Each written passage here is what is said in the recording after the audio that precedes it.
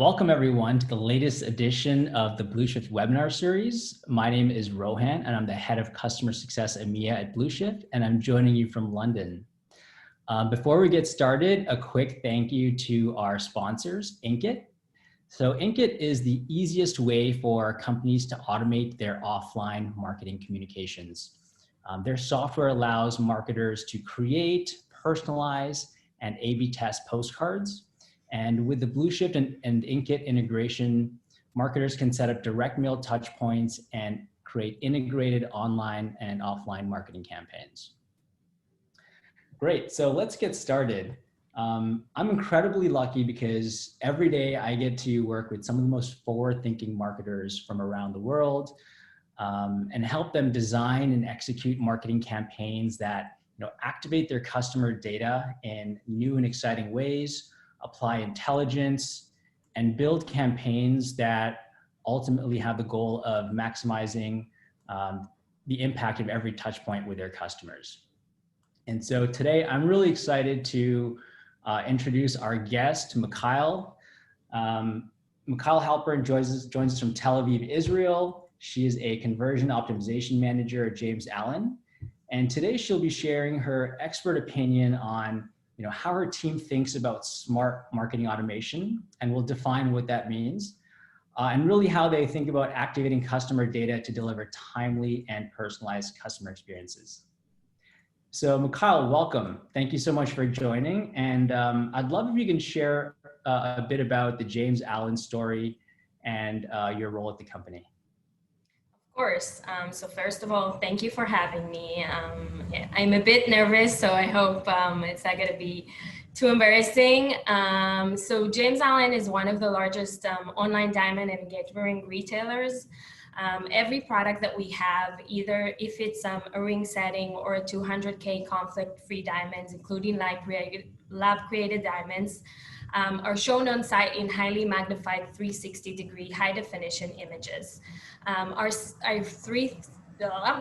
360-degree diamond display technology has caught the attention of diamond manufacturers worldwide, giving us the first peek of the best gems anywhere.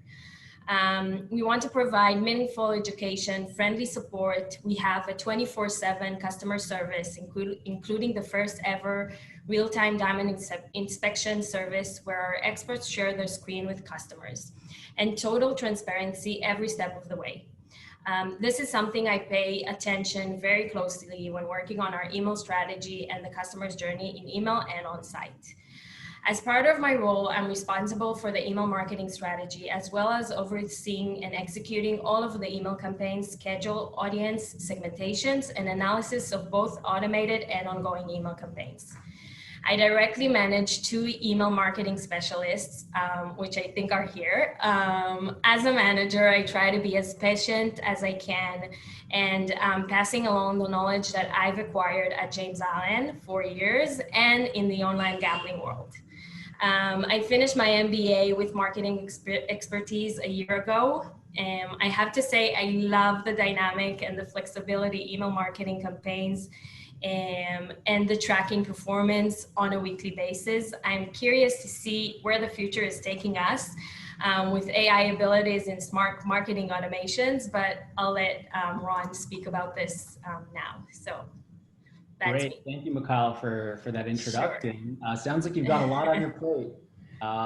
And it's also great to see, I'm just seeing folks dropping into the chat where they're joining from. It's great to see such a global audience. So we have folks from London, from Norway, from Belgium, from California, obviously from Tel Aviv, some of your team on joining us.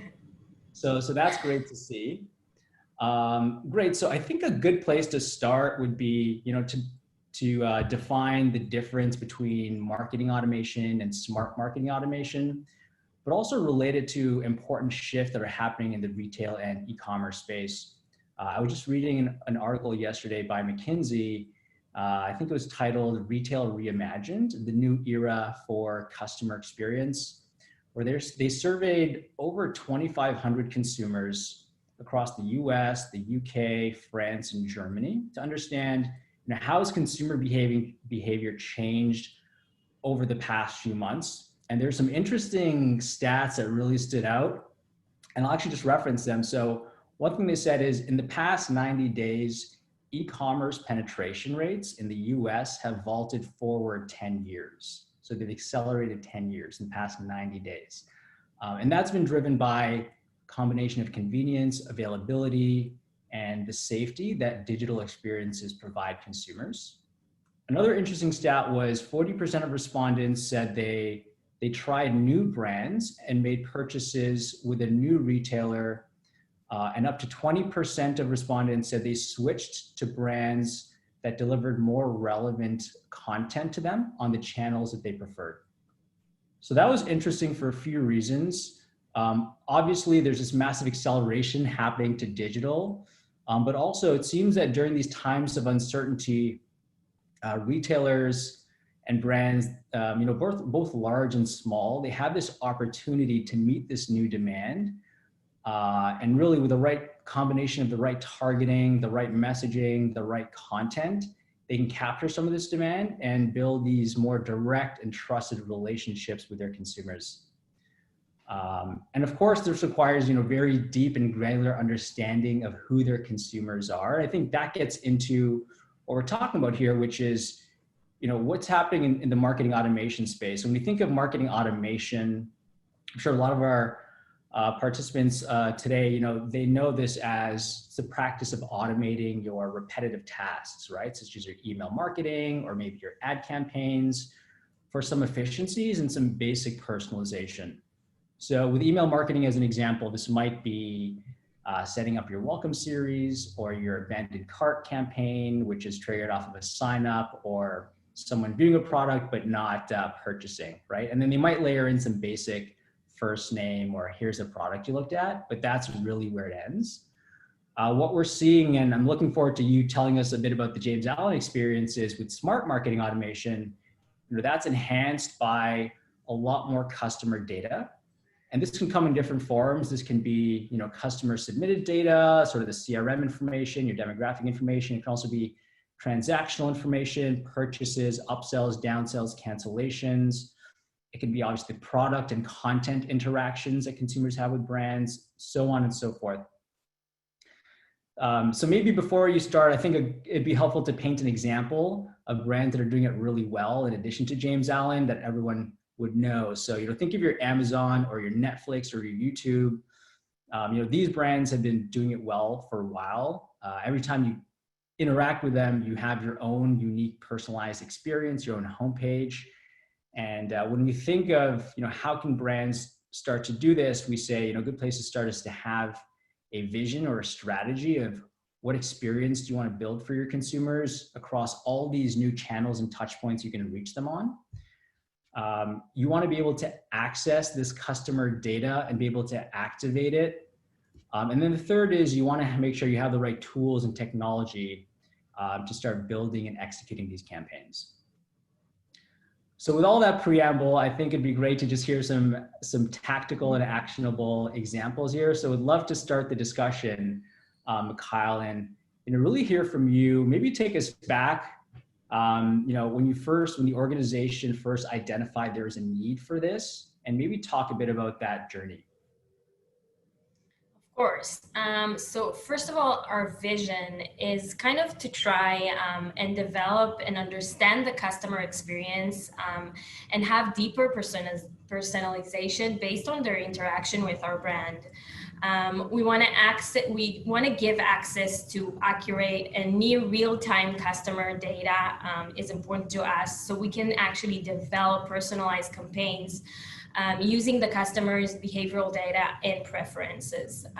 I can tell you that when I first started working at James Allen, it was around 4 years ago, we were using two different email platforms, one for behavioral campaigns, which were triggered by on-site activity, and one for bulk campaigns.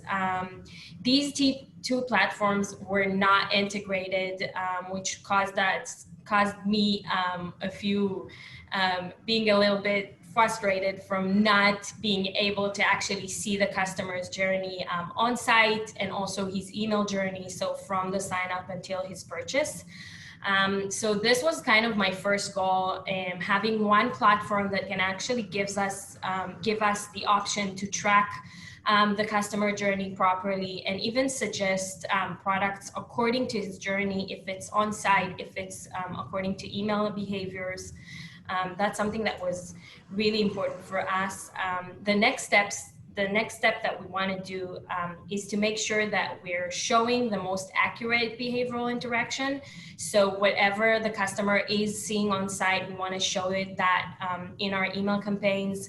And we want to show him the right products and the recommended, and we want to recommend other products to him that might be interested, or we can see that other customers are interested in, and then according to other customers actually say maybe you'll be interested in that also. So I feel like that's kind of where marketing automation is going to, and we're trying to kind of be on top of that with our email campaigns. Got it. Yeah, that's really helpful to understand that journey. And you and I have conversations pretty regularly about the buyer journey or the customer journey. One thing that's that I really respect about the brand is that buying an engagement ring. I haven't had to do this myself yet, but I know it's an incredibly very considered purchase, right? It's probably one of the most important decisions anyone has to make, buying decisions you have to make in their life. But combined with that, it needs to be discreet. We can't really blow the cover and let our partner know or what we're doing. So I'm curious. I'd really like for you to share a bit of detail. I think the common example that everyone knows is, at least in the U.S., where a teenager goes into Target and they buy like a home pregnancy test, and then a few weeks later she gets coupons mailed to her house for like discounts on diapers, and that's when their parents find out that they need to have an interesting conversation with their daughter. So that might be a discretion fail. But yeah, I would love if you can share a bit about the customer journey and how you think about that. Of course. So first of all, the example that you gave about Target is something that I actually learned about in my MBA course. But James Allen and our world in e-commerce, buying an engagement ring online is not an easy process. And the most of the time it needs to be done in a discreet way, which sometimes causes us to be very cautious on how we target, when we target, if we target the customer. So one of the things that we're doing is in our welcome series that is divided by gender into male and female with different contents. And we try educating the customer and guiding them along this long and complicated choice. This requires from us, the marketing specialists, and me as being in charge of the strategy, to kind of find the right balance between delivering the tailored product recommendations and also being discreet and respectful in our approach. I can say that one of our best performing campaign categories are actually the behavioral campaigns, which are being triggered based on their site activity. But also here we need to be very careful to when we're sending it, and not wait too long after the abandoned cart or after the window shopping, because we know people are doing it without sometimes their partner knowing about it or something like that. So these are things that we need to be very, very aware of. One of the examples for the campaign, for the behavioral campaign categories are window shopping, our abandoned cart. We send also new arrivals, bestsellers. Those are the examples. Also, one of the things that is important to understand in our business is that our purchase decision for most of our customers is kind of a big thing, and we again try to give a big emphasis on guiding the customer. A lot of our customers are doing the purchases through customer service, where they get actually a lot of guidance and a lot of questions, and that's where our diamond inspection and our diamond inspection tool is coming really good in that aspect. And so also in emails, we try to be really patient throughout the customer journey. And we usually see a long purchase cycle. And in order to convert the customers, we try to understand if they're buying for themselves or if they're buying for the partner. And according to that information, we actually change our content and change our strategy. This info actually helps us a lot with which product to show, which recommendations, and which content. So in general, I would say we need to be patient and we need to listen to our customers. If it's in email behavior, if it's on-site behavior, it's kind of a very unique part of their life, and sometimes very kind of not only discreet, also people are kind of afraid that they don't know a lot of information about the ring and about the diamonds. So we try as much as we can to guide them and to give them the information so that they feel we're together with them in that purchase. Yeah, that's really interesting. One thing that you mentioned where you talk about having to be patient and listening to the customer and guiding them and providing education. That's really important. And again, going back to conversations we have, you say at the end of the day, you and your team are performance marketers, right? And you know that you need to be responsive to, but also sensitive to customers. And so, you have this balance where you have to determine what's the right cadence or frequency to reach them. Because at the same time, if you're not reaching them in a responsive way, maybe your competitors are. And so you need to, be there and provide that information and have that mind share, but at the same time, know that you're setting, say, frequency caps where it makes sense. And it sounds like you found, certain features in BlueShift, for example, to be helpful in terms of messaging limits. And that's really interesting.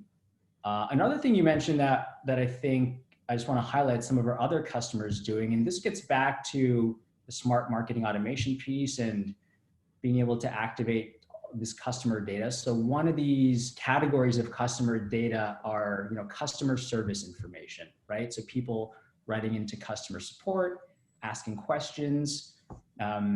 We have a great example of a customer in the e-learning space, and they know that they have a subscription model, and they encourage users to start with a free trial and move to a paying subscription as they sign up for different courses. And they know that if students have signed up for a tutor within the first 30 days, and they're much more likely to go with a paid plan. So now the marketing team, knowing this, they have a segment of, all students who have not signed up for a tutor, 5 days before their free plan expires, that segment gets kicked out to their student success team. And then they, reach out with that white glove service to say, hey, we'd love to set you up with a tutor and make sure you have what you need to make sure you're successful with your course. Of course, it needs to make sense based on the lifetime value of the customer. But do you have a pretty good relationship with your customer support team? And do you try to unify that customer data from the customer support to the marketing outreach? So yes, in general, we our team in general of marketing and of email marketing we check the results, and we're a very data-driven kind of team where we check the results on a weekly basis. And one of the things that we check is how our brand is performing in all channels. So not only email marketing, it's also on our performance team. Also, we check if people maybe contacted customer support with specific themes and specific things. So we are very kind of on top of what our customers need or want. And we can also actually do things accordingly. So if we see that one of the customers has a complaint or raised some kind of of something that he wants to learn more about, or if we see a trend on Google or on Instagram, we can right away do email campaigns, create segments accordingly, and even create recommendations that are pushing that specific theme. Mhm. Great. So it sounds like you're doing a lot. And so it'd be great to hear a bit about, I think, the folks joining in, they'd like to know what your team looks like. So maybe talk a bit about your team, what the breakdown of roles and responsibilities look like. Is it a team of marketers? Do you have data scientists? What does the skill set look like? And maybe talk a bit about what that evolution has looked like and is going to look like as you grow the team. Of course. So James Allen email team is actually a combination of data-driven and marketers. Our marketing team, as I said before, is involved in the creation of the emails, and we see the results of their creation all the time. Every email task has two touching points before the email team builds it. So the email is being written by a content writer, and then once the content is approved, it's being moved to a designer. Me and my team, which has 2 email marketing specialists, decide on the themes of the emails. Our decisions are usually based on results, but not always. Sometimes we get requests from the Instagram or from Pinterest, or we see trends in Google. We usually decide on results, but not only. We have good knowledge of HTML, all of my team. So that's kind of a thing that for me is very important, to actually work on the email on HTML first and not use the drag and drop kind of feature on Blueshift. This is something very personal that I think is very important. Of course, whoever thinks different, it's okay, but this is me. I have a good knowledge of HTML, and I feel like HTML can give you more flexibility, and you can actually do more in the email itself. That also gives us more flexibility, and we can actually do the recommendations and the product suggestions with HTML inside the email. So in general, I feel like we're a small but mighty team of marketers. It's important for us to have a dynamic email platform that actually allows us to build granular segments, dynamic product recommendations, and cross-channel campaigns. I think, me personally, that the combination of data-driven and marketers employees are a win. It's not only looking at the numbers, it's also about being up to date, checking the industry, the competitors. Sometimes we get ideas actually from brands that are not jewelry competitors. They can sell whatever thing on e-commerce, but we get ideas from them. It's really important to know how to transform the numbers to great marketing email that will actually make the customer engage with the email marketing. And in the end, we're all consumers, so it's kind of easy to connect to our customers. So not necessarily if you're in the market of buying an engagement ring, but in general, I feel like we're all e-commerce consumers, so it's easy to know what the consumer actually wants to receive. And of course, future plans. So we know we can get even more sophisticated and personalized with our campaigns using Blueshift. I'm looking forward to actually seeing more advanced features of the platform and keep using the abilities of Blueshift. I feel like there's still a lot that we can use and a lot to learn in the system itself. Yeah. Yeah, I mean, there's already so much you're doing in terms of dynamic product recommendations, using your customer data. You're capturing so much, being able to replay that in terms of personalized your email templates. That's great. And of course, having such a considered customer buying journey, I'd say Yeah, just the free since the frequency is so low, the touch points need to be very thoughtful because it's a very thoughtful purchase. So yeah, just to talk about some of those advanced features that we're having conversations about, and what other customers are doing. One thing that we're really excited about that we're seeing some success with is our channel engagement scores. So within Blue Shift now, marketers, non-technical marketers can create these channel affinity scores. So every user is scored on a scale of 0 to 100 on their likelihood to, where we predict the likelihood to open or click email or a push notification or even an SMS message. So now, when we talked before about the importance of cadence testing and frequency, now we know who those cohorts are of users who are more likely to open and click email versus less likely. So now our customers are testing that frequency with those different cohorts, and they're seeing open rates, click rates go up significantly. So that's another way that our customers are moving away from maybe some of these basic segment decision-based rules to using data science, AI, these predictive affinities to reach the right consumers with the right frequency of messaging. So yeah, I think you're doing some incredible work. Looking forward to seeing you use some of the more advanced capabilities as well. And with that, of course, we want to put in all that efforts for it to yield results and business value. So would be great if you can talk a bit about how all these efforts have impacted the business and some of the results that you're seeing.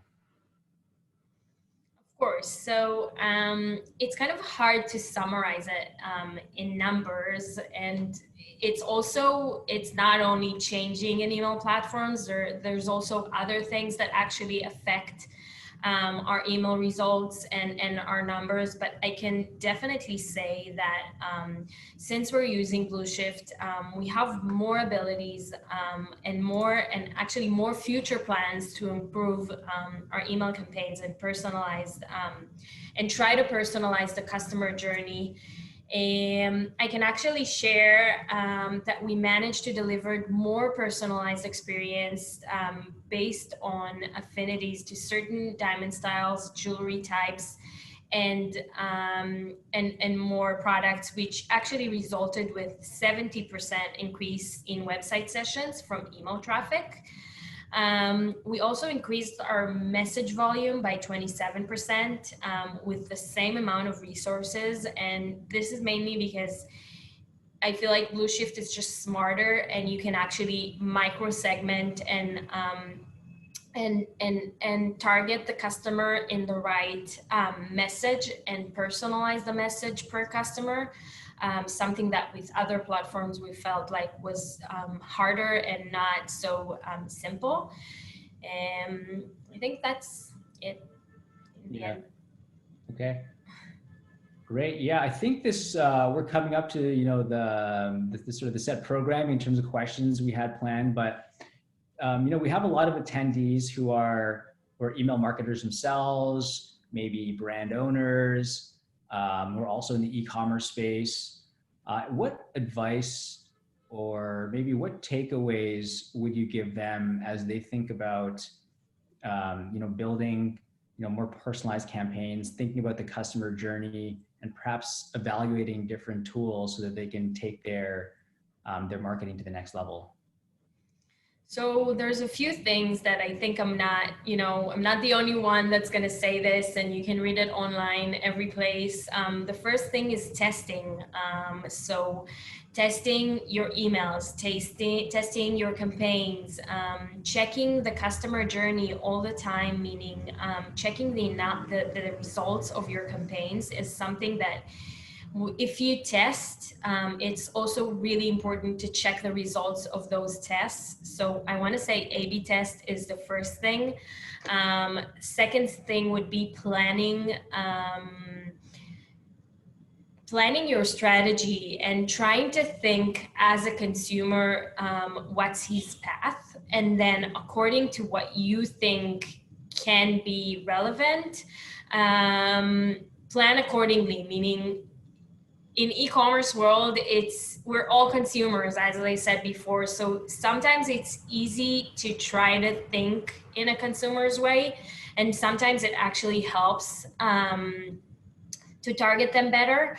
But testing is, I feel like, the best tip I can say. If it's an A/B test of subject lines, if it's an A/B test of the content of the email itself, if it's the hour of the emails that are being sent, segmentation, I feel like also is something that there's not like the right way or the right path. It's just checking and trying to make sure that you actually give the customer the right, if it's the right content, if it's the right recommendations, the right hour that you send the email. So it's a lot of testing and just checking what's the best way for your brand, because each brand and each consumer actually participates and reacts differently. But I feel like we were able to find